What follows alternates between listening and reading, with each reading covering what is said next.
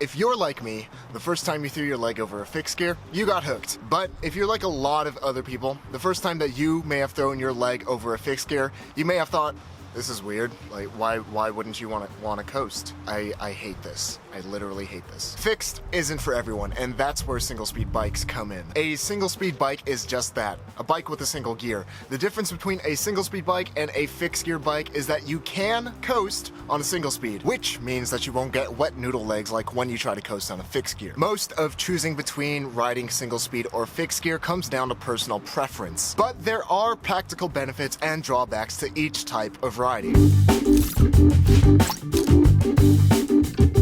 This video idea came from the super subscribers that support the channel on Patreon. Every month I'll make a video on a topic that the super subscribers suggest. If you want to talk about video ideas with me, hop on over to Patreon to become a super subscriber. Shout out to super subscriber Mark for the video idea.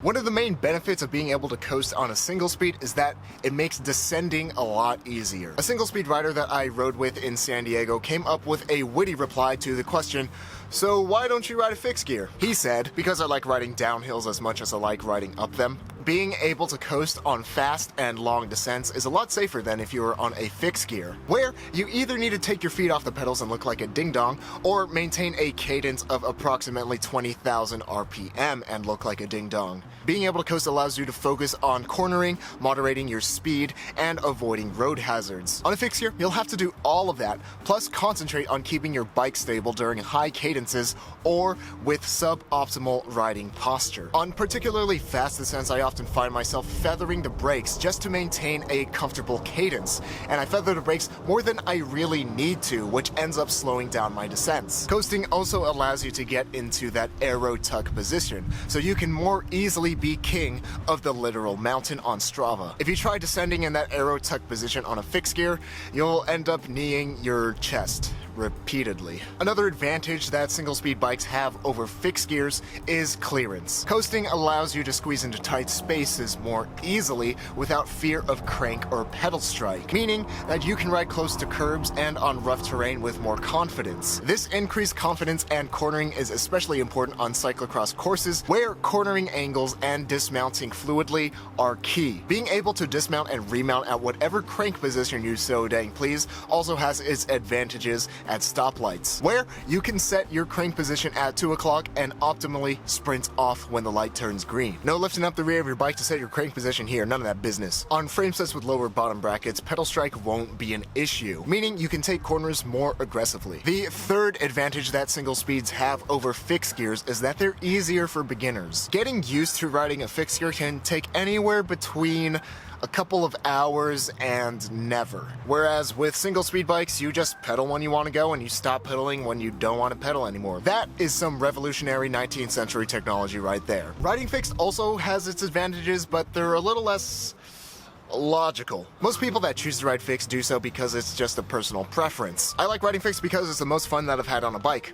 Simple as that. Fixed riding has a more direct feeling and connectedness with the bike that gives an unrivaled sense of control. Because the drivetrain is directly connected to the pedals, you can scrub speed more naturally by backpedaling, allowing you to get a better feel for controlling speed than with brakes alone. It's not the most practical thing in the world, but it is a preference. And you can't get that feeling anywhere else aside from unicycles.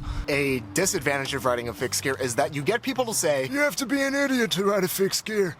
Get yourself a real bike with gears, you dang whippersnappers." But they only care about what bike you ride because they have deep-seated insecurity issues and they're jealous of your fixed gear and how much cooler than them you are. If they were emotionally secure with a high self-esteem, they really wouldn't give a second thought to what type of bike a person that they hardly know is riding. But if you ride a single speed, you won't have to deal with this because the only people that make fun of single speed riders are fixed riders that say coasting is cheating. Probably the biggest advantage that riding fixed has over riding single speed is that it allows you to do really sick whips, skids, and track stands.